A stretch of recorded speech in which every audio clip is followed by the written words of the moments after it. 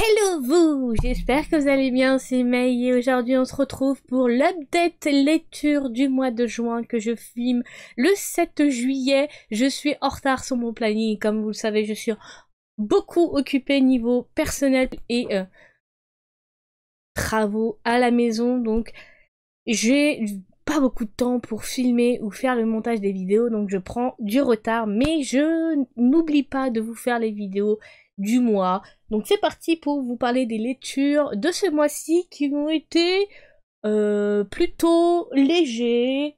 Quand même, il y a eu pas mal de lectures et il y a eu quand même un roman ce mois-ci que j'avais commencé au mois de mai et que j'ai fini au mois de juin. Je vous en ai parlé pendant la vidéo de l'update lecture du mois de mai. Donc c'est sur ma liseuse. On va commencer par celui-là tout de suite, comme ça au moins on est parti. Et le reste, ça sera la plupart des mangas, des webtoons, et voilà. Là, c'est le seul roman que j'ai réussi à lire ce mois-ci qui est... Donc j'ai pas tenu encore tous mes engagements au niveau de la pile à lire parce que entre les travaux qui me prend énormément de temps, j'avoue que le soir je m'écroule très rapidement après manger. Donc c'est très fatigant, donc c'est pas évident.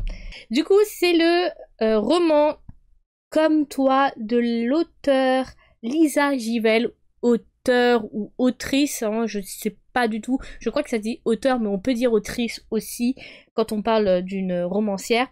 Et du coup, en fait, c'est une romancière qui est spécialisée dans les romans de trailer, de suspense un peu effrayant, un peu poignant. Et du coup, en fait, comme toi, ça nous raconte l'histoire d'une mère de famille qui, lors d'un jour, en fait, sa fille de 15 ans va disparaître et elle n'aura jamais de nouvelles, elle ne saura pas du tout ce qui s'est passé.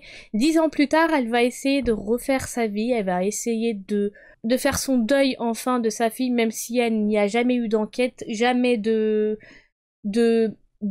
comment dire, de traces de choses qu'on retrouve. Et en fait, dans ce roman-là, il y a beaucoup de suspense de trailer. On va y suivre cette maman qui essaye de faire son deuil. On va ressentir ses émotions du fait d'avoir perdu sa fille et de ne pas savoir. Les policiers vont lui dire qu'elle a fait une fugue. Elle est sûre à 100% que sa fille n'a pas fait de fugue parce que elle a l'instinct d'une maman. Et voilà. Ça a été un roman très poignant qui m'a fait passer par plusieurs émotions. J'ai eu mes théories, je me suis fait plein de suspects, enfin je me suis dit, voilà c'est telle histoire, et au final, vers le milieu de l'histoire, on voit à peu près qu'est-ce qui s'est passé, on arrive à avoir les idées un peu plus claires.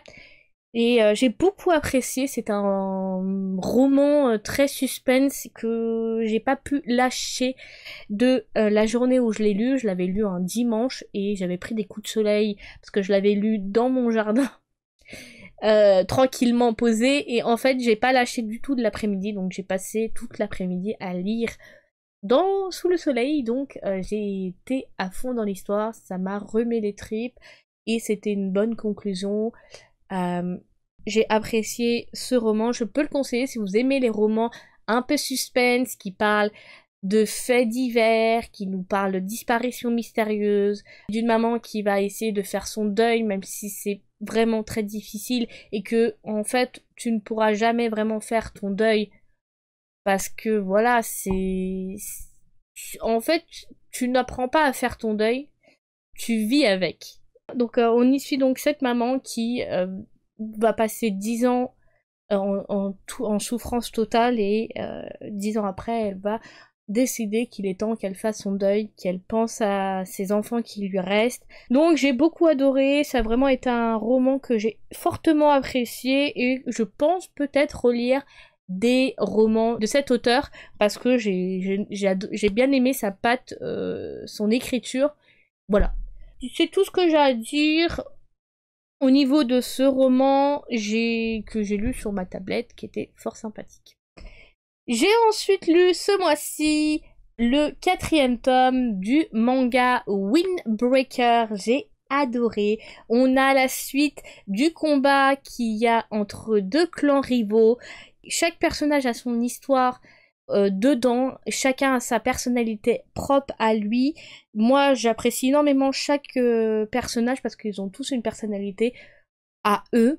Mon petit chouchou, c'est Sakura, donc le personnage principal. Il est vraiment très touchant avec son petit caractère du... Il faut le caresser dans le bon sens du poil et il aime pas en fait être embarrassé et du coup en fait il réagit un peu excessivement. Mais vraiment on a beaucoup de scènes de combat dans ce 4e tome. J'ai beaucoup apprécié vraiment.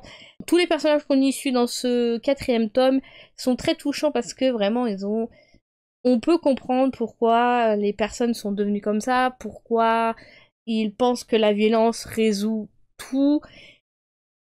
Et vraiment, c'était fort intéressant et je suis pressée de lire la suite dans le 5e tome. C'est vraiment un manga que je peux que vous conseiller si vous aimez l'univers baston, mais qui relate des histoires très fortes et qui font réfléchir et qu'on a des personnages vraiment très sympathiques et très amusants. Voilà, ils ont tous un trait de caractère qui est très marrant et qui est très intéressant à apprendre, voilà, tout simplement. Donc vivement le 5e tome, à voir ce qui va s'y passer, parce que je crois qu'on s'est laissé sur un suspense où là ça va partir sur une bonne baston, je pense. Une bonne baston dans le 5e tome, donc à voir.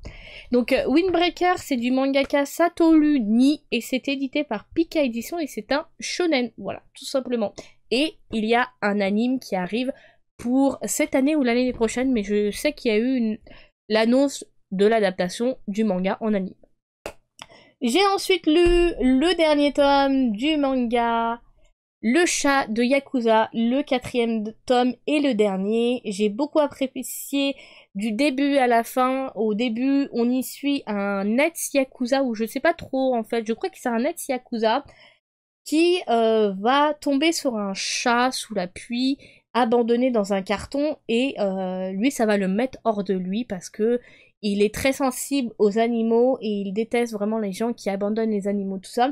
Et du coup, il va recueillir ce petit chaton qui est juste ici. Il va le recueillir et il va en prendre soin. Il va tout faire pour qu'il soit heureux. Et en fait, ce ex-Yakuza est un homme qui possède une pension grâce à un chef de Yakuza, qui était son chef avant. Et il possède une pension où il y a plein d'animaux abandonnés qu'il a recueillis, des chiens, des chats, et en gros, ils sont tous dans cette pension-là, et les gens peuvent venir dans cette pension, prendre le café, venir les caresser, jouer avec, ou même potentiellement en adopter un, parce que il est ouvert à l'adoption, et c'est le but en fait, c'est de prendre soin, de les remettre d'aplomb, et bien sûr, il ne le donne pas à n'importe qui les animaux, il les fait adopter par des familles qui savent que adopter un animal, c'est beaucoup de temps, c'est beaucoup d'argent, c'est beaucoup de soins, beaucoup d'attention. Et en fait, il va dire, voilà, je vous permets, mais il rendra visite à ces personnes-là pour voir si ça se passe bien dans le milieu de son nouvelle habitation. Il va voir vraiment que tout soit parfait parce qu'il ne veut pas donner non plus et qu'il les retrouve à la rue parce qu'il aura confié à n'importe qui ces petits êtres très mignons. Que même moi, ça me met hors de moi quand je vois à la télé le nombre d'abandons. Vraiment, on peut avoir un cœur à abandonner des animaux. Moi, je peux pas. Moi, personnellement, non, du tout. Je peux pas. J'adore énormément les animaux et ça me met clairement hors de moi. Juste des gens qui veulent abandonner leurs animaux parce qu'ils veulent partir en vacances. Non, mais prenez pas d'animaux tout simplement. Et puis, nous cassez pas les noix et partez en vacances si vous avez envie de partir. Mais n'adoptez pas des animaux parce que c'est mignon, parce que c'est pour les enfants. Non. Non, non, je suis désolée. Laissez les animaux là où ils sont si c'est pour les abandonner 6 mois après parce que oh bah mince, on a pris les animaux mais on peut pas partir en vacances. Voilà, c'est un sujet qui me met hors de moi donc je vais pas en parler plus parce que ça pourrait être un débat pour moi donc voilà. On y suit donc notre Etsy Yakuza qui du coup et on va suivre aussi les pensées de ce petit chat qui est effrayé par l'allure de ce ex-Yakuza, parce que c'est vrai qu'il a un air qui fait flipper, et on a les pensées du chat, et j'ai énormément adoré du début à la fin. C'était très intéressant, c'était très mignon. Et c'est vraiment un petit manga chill qui est pas prenage de tête à lire et qui est vraiment très très très chou. Je vous montre la première page en couleur. C'est tout ce que je peux vous montrer. Alors, du coup, le chat de Yakuza, c'est de Rydell Kamimura et c'est édité par Doki Doki et c'est un seinen. Voilà, tout simplement. Une histoire très courte, très sympathique. Si vous aimez les chats et que vous aimez aussi les Yakuza, mais avec un caractère très doux parce que avec les animaux, il est vraiment très doux, je peux que vous le conseiller. C'est en 4 tomes, c'est très court. J'ai ensuite lu le 11e tome de l'Atelier des sorciers, fort sympathique. J'adore, j'attends avec impatience l'adaptation en anime. Si je dis pas de bêtises, ça a été annoncé. On est vraiment sur une histoire très sympathique. Là, on a beaucoup de révélations, de stress. On a un concours qui se prépare. Et je pense que le 12e tome il va y avoir de l'avancement et des catastrophes qui se préparent. Clairement, ça sent pas bon et je pense que ça va nous réserver du lourd. Donc l'Atelier des sorciers, c'est de la mangaka Kamome Shirahama et c'est édité par Pika Édition. J'ai beaucoup aimé ce tome-là, il y avait beaucoup d'action, beaucoup de beauté, de poésie. Moi j'ai trouvé que c'était très poétique et c'était très bien dessiné avec beaucoup de scènes de magie. On voit les personnages qui se donnent à fond pour arriver à créer leur propre sort qui pourrait potentiellement intéresser d'autres sorciers et à investir dedans pour pouvoir gagner le concours. On a les dessins, ils sont juste magnifiques et du coup j'ai beaucoup aimé ce manga et c'est toujours autant un coup de cœur. Donc 11e tome que j'ai énormément adoré. J'ai ensuite lu, on part encore une fois sur un 11e tome, le 11e et dernier tome du manga Love Fragrance que j'ai fini.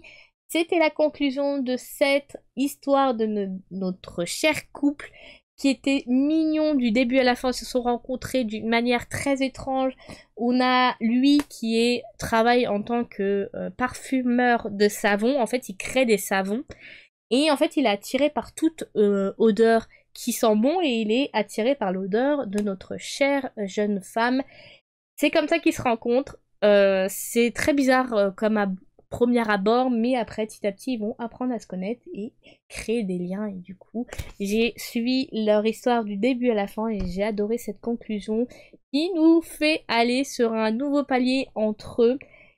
Les personnages étaient très magnifiques dans ce tome-là. Les personnages secondaires étaient très magnifiques et vraiment, je ne suis absolument pas déçue de la fin de ce manga. C'est vraiment une des meilleures conclusions que je souhaitais pour celui-ci. Donc vraiment, je suis très contente de cette fin. Donc Love Fragrance c'est de la mangaka Kintetsu Yamada et c'est édité par Kana. J'ai ensuite lu le premier tome du manga Firen. Alors, j'ai bien aimé, c'était une lecture très douce, très tranquille. On y suit une elfe qui ne vieillit pas pareil que ses compagnons d'aventure. Il donc part à l'aventure, ils reviennent victorieux de la bataille contre le grand démon, le grand roi démoniaque. Si je dis pas de bêtises, le roi des démons, pardon. Et en gros, elle va décider de repartir toute seule à l'aventure, sauf qu'elle ne se rend pas compte que les humains vieillissent beaucoup plus vite que les elfes. Et elle va revenir 10 ans plus tard et elle va se rendre compte que ses compagnons avec qui elle a vaincu le roi des démons ont vieilli, ont pris de l'âge et elle va un peu regretter le fait qu'elle soit partie aussi vite.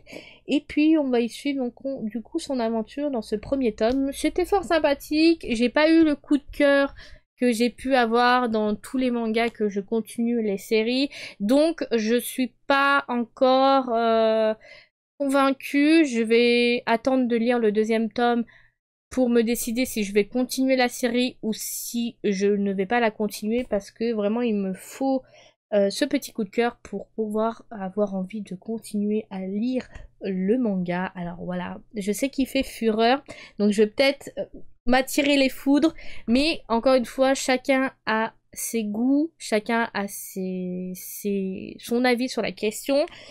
Moi personnellement, je n'ai pas énormément aimé. Après, j'ai apprécié l'œuvre, j'ai beaucoup aimé les dessins, tout ça. Mais j'ai pas eu le coup de cœur estompé, donc voilà, ce n'est que mon avis. Voilà, mais je sais que je crois qu'il, si je dis pas de bêtises, il va y avoir un anime, je me suis pas sûre, hein. J'ai pas envie de dire bêtises, pas sûre à 100%, mais je vous mettrai l'information si oui ou non. Si il y a un anime, je mets pas d'informations comme ça, vous savez que c'est oui, et s'il y a pas d'anime, il y aura un non au niveau de l'écran. Donc Firen, c'est du scénario Kanehito Yamada, et le dessin c'est Tsukasa Abe, et c'est édité par Kion, et c'est un shonen. Donc c'est un manga Heroic Fantasy. Et voilà, tout simplement. Et je crois qu'il y a 8 tomes en cours dans notre pays actuellement. Donc voilà, hein, autant dire que je vous tiendrai au courant quand j'aurai lu le deuxième tome. Pour le moment, je n'ai pas envie de lire le deuxième tome, donc c'est que voilà, l'histoire m'a pas tellement plu que ça. Mais ce n'est que mon avis encore une fois. On continue, j'ai fini de lire le 10e tome du manga Beck. Alors, celui-là, je l'ai dévoré, mais d'une traite. J'ai dévoré et lu, je l'ai apprécié, parce que ce manga, j'apprécie fortement l'univers, j'apprécie fortement suivre notre futur groupe de rock, qui se retrouvent au sommet de leur gloire, mais à chaque fois qu'ils veulent réussir, il y a toujours quelque chose qui se passe. Dans chaque tome, il y a une situation qui les bloque, et ça me frustre un peu, mais j'apprécie énormément parce qu'ils ont chacun leur caractère, on a chacun a son histoire, son vécu, et les personnages sont touchants les uns que les autres, et j'ai beaucoup apprécié ce 10e tome, donc pressé de voir ce qui va se passer dans le 11e, et en espérant qu'ils vont enfin réussir à avoir la gloire tant espérée. Voilà, donc Beck, c'est du mangaka Harold Sakuichi, édité par Delcourt Tonkam, et c'est en édition parfaite, donc il y a 17 pavés au total. C'est un shonen, et j'ai beaucoup apprécié ce 10e tome. On continue dans les mangas. J'ai lu le 29e tome du manga Fear Thoughts. Il nous reste 5 tomes et c'est la fin. Il y a 34 tomes au total dans ce manga. J'ai fortement apprécié. On est sur la bataille, je sens, finale. Il y a beaucoup de combats. J'ai eu des sueurs froides pour les personnages. J'ai eu peur parce que vraiment on est sur des combats très sévères. Là vraiment c'est l'apocalypse totale dans ce tome-là. Je feuille en même temps parce que pour que je me rappelle, c'est vrai que c'est compliqué de se rappeler de tout parce que en fait je lis tellement de mangas dans les mois que c'est... Alors il y a eu une partie qui m'a fait un peu délirer, j'ai rigolé parce que voilà, on a une partie dont je ne vous dirai pas parce que sinon ça va vous spoiler, mais c'était très particulier et très marrant à suivre.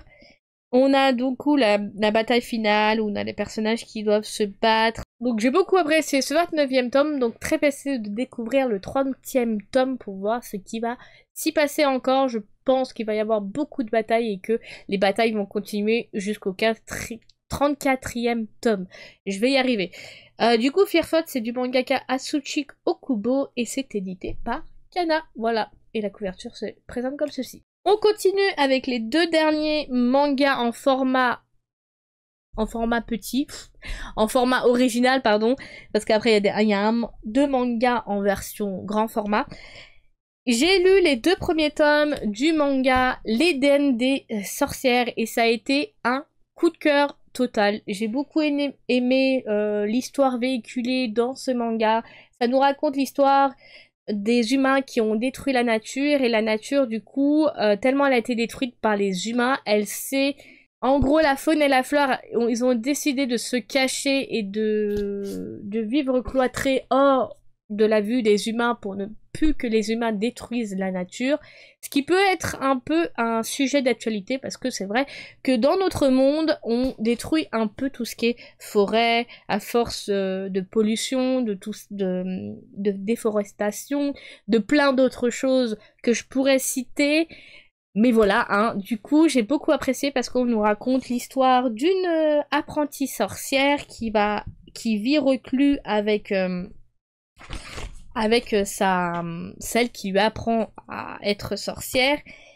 Et les dessins sont magnifiques, hein, vraiment. Moi, j'ai trouvé ça très beau. La patte graphique de la mangaka ou du mangaka, je pense que c'est une femme, mais je ne suis pas sûre à 100%, est très belle. J'ai énormément apprécié cette histoire. J'aime beaucoup l'univers nature, l'univers sorcier, guerre entre les humains, mais vraiment l'univers sorcier-sorcière, j'aime beaucoup. C'est quelque chose que j'avais énormément apprécié dans l'atelier des sorciers, donc c'est pour ça que j'ai fortement apprécié ce manga. Donc très pressée de me procurer la suite, que je me procurerai dans les prochains mois, parce que là ce mois-ci, avec la Japan Expo, ça va être assez compliqué, et des séries que je vais devoir déplacer au mois d'août à... Donc je pense que ça sera d'ici peut-être la fin de l'année, on verra quand est-ce que je pourrais me procurer la suite, mais ça va être assez rapidement fait parce que je crois qu'il y a actuellement 5 tomes dans notre pays en cours. Je ne sais pas combien il y en a au Japon, mais en tout cas je sais qu'il y en a 5 actuellement en France. Voilà, donc l'Éden des sorciers, c'est de la mangaka Yumeji, ou du mangaka, hein, et c'est édité par Kion, et c'est un seinen. Regardez-moi la beauté de ses couvertures. J'ai longtemps hésité à me procurer ce manga parce que à chaque fois que je passais dans le rayon, comme j'avais dit lors d'une précédente vidéo, chaque fois que je passais dans ce rayon, je voyais les couvertures et j'étais grave attirée par les couvertures. Et on dit toujours qu'il ne faut jamais acheter un livre par la beauté de sa couverture ou de sa quatrième de couverture, mais là clairement j'ai lu le résumé et j'ai eu un coup de cœur total, donc c'est sûr que ce manga je vais le continuer. J'ai ensuite lu les... Alors attendez, on va partir sur les gros formats, après on finira par les webtoons, comme ça sera beaucoup plus simple. J'ai lu le 3e et dernier tome du manga Léviathan. C'est un manga qui m'a retourné le cerveau du début à la fin. On y raconte l'histoire d'une dizaine de jeunes gens qui se retrouvent piégés dans un vaisseau spatial lors d'un voyage scolaire. Et en fait, ils vont devoir en gros s'affronter pour savoir qui est le seul survivant qui va avoir l'opportunité d'utiliser la seule capsule de survie qu'il y a dans ce vaisseau spatial. Donc du début à la fin, il y a eu des batailles entre eux, il y a eu vraiment beaucoup de suspense, beaucoup de côté gore, et on y apprend petit à petit des choses. J'ai beaucoup apprécié parce que ça nous raconte le côté monstre des humains que les humains peuvent avoir. Les dessins sont juste magnifiques. Alors si vous aimez le suspense, les histoires qui se passent dans les vaisseaux spatials, tout ça, je vous montre pas plus parce que sinon ça risque de vous spoiler, donc le 3e et dernier tome. Donc une conclusion que j'ai fortement appréciée, j'avoue que j'ai été laissée un peu sur ma faim, j'ai trouvé que la fin était un peu, comment dire, rapide, un peu trop, pas trop simple, mais elle a été rapide, et je m'attendais à quelque chose d'un peu plus poussé. Je m'attendais à un peu plus de l'évolution de ce qui allait se passer après tout ça. Mais bon, personnellement, c'est pas grave, ça m'a pas déçu et j'ai beaucoup apprécié. Donc, vraiment, une histoire que je peux conseiller en 3 tomes, avec vraiment un manga qui est atypique parce que les tranches sont noires. À chaque fois, je le dis, mais il est vraiment sympathique. C'est un manga qui est par le mangaka Shiro Koroi, et c'est édité par Kiyo, et c'est un seinen. On continue, ça va être une vidéo assez longue, mais c'est pas grave, hein. J'ai ensuite lu le 15e tome de l'édition parfaite de Fullmetal Alchemist. On y suit encore les aventures de Alphonse et de Edouard. J'ai beaucoup apprécié redécouvrir ce manga en manga parce que je l'avais découvert en anime encore une fois. J'ai apprécié fortement ce 15e tome. On avance, il y a beaucoup de batailles entre chaque clan. On a beaucoup de révélations aussi. J'ai beaucoup aimé, vraiment vivement le 16e tome. Il y aura 19 tomes dans cette édition parfaite au total. Et ça vaut clairement le coup. C'est l'un des meilleurs shonen que j'ai pu lire. Enfin, un des meilleurs shonen que j'ai pu lire et que j'ai eu un coup de cœur total, qui fait partie de ma liste des préférés que j'ai il fait partie de mes préférés. Hein.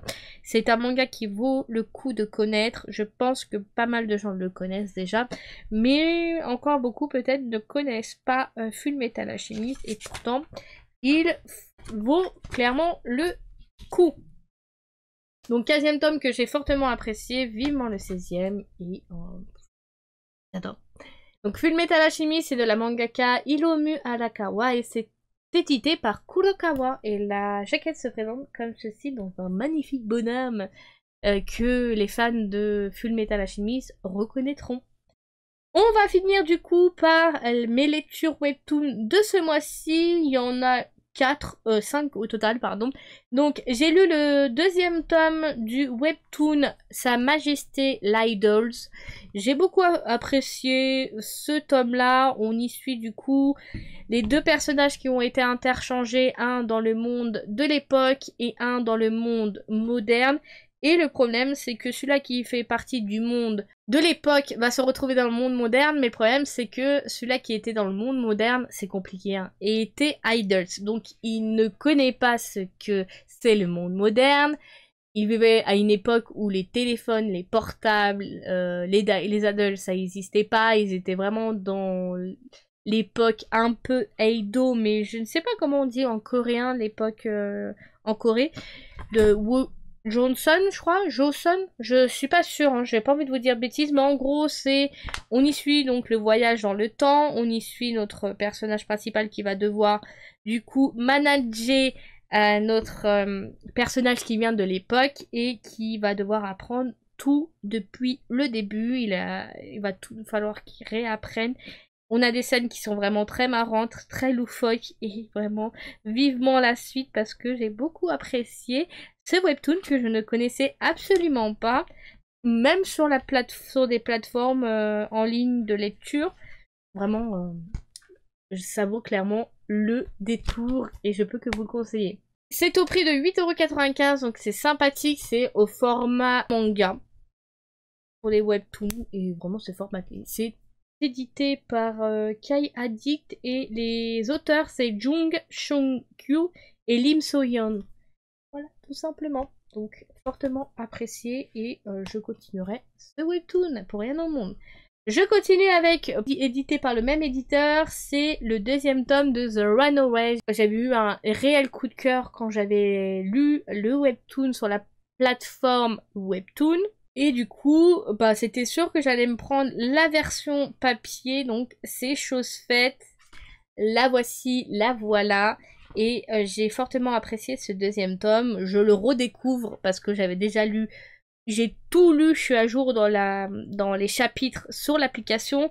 Donc autant dire que c'est un gros plaisir de redécouvrir ce webtoon qui est vraiment fort sympathique et que je peux que vous conseiller. Alors je vous montre juste la première page mais ça ne risque pas de vous spoiler trop. Mais voilà, j'ai encore une fois énormément adoré. Donc aussi au prix de 8,95 €. On va nous parler du coup de l'histoire de cette jeune femme qui est rédactrice dans un magazine de mode et qui a eu une aventure, un coup d'asseoir, pardon, avec son nouveau chef. Enfin, elle apprend plus tard que c'est son nouveau chef dans cette rubrique de mode. Et du coup, voilà, ils vont devoir travailler ensemble. Donc il va y avoir de la séduction, des prises de bec, parce que c'est une fille à fort caractère et vraiment...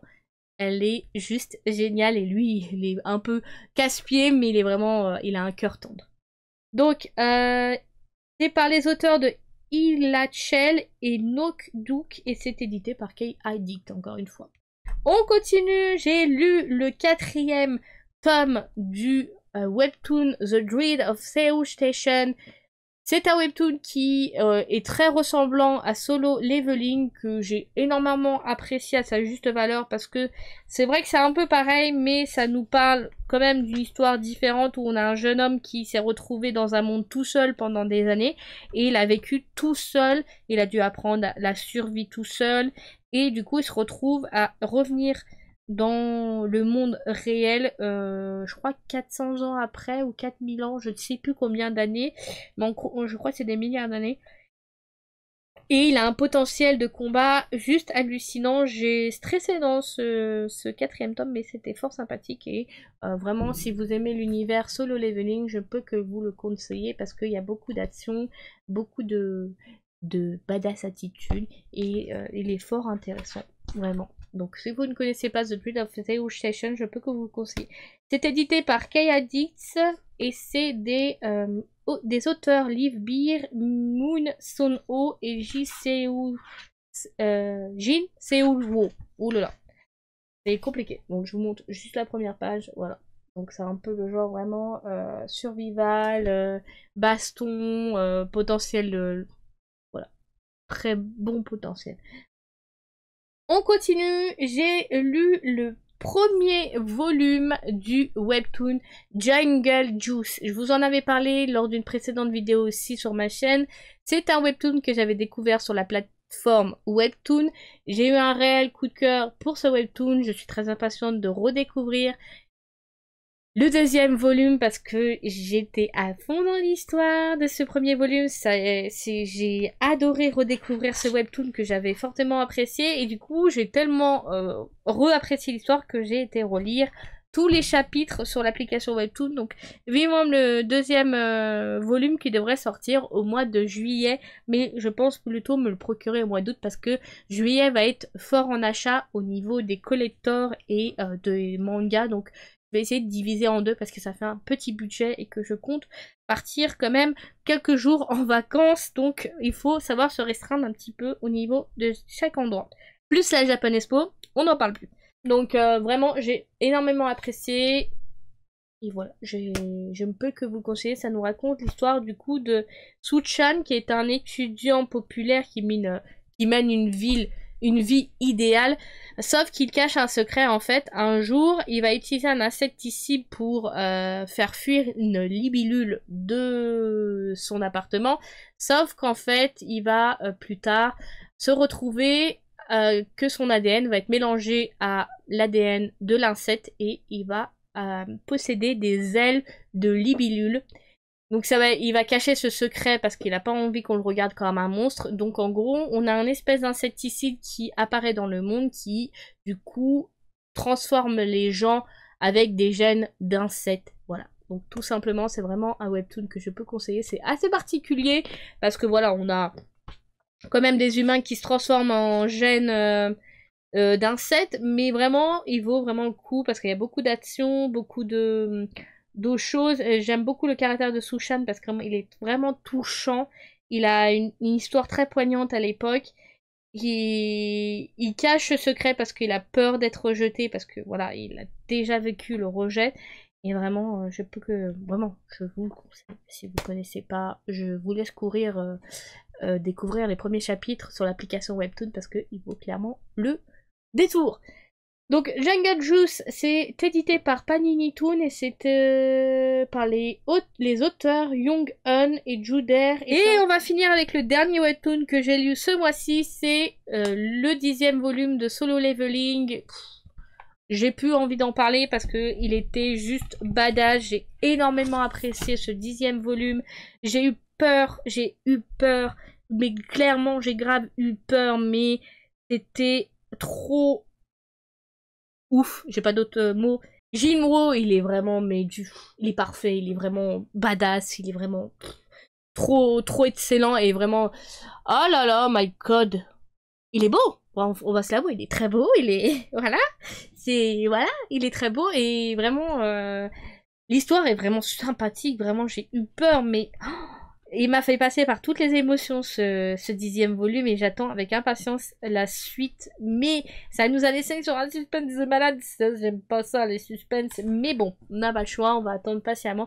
Du coup, c'est ma petite conclusion. J'ai lu ce 10e volume et j'ai fortement kiffé ma vie.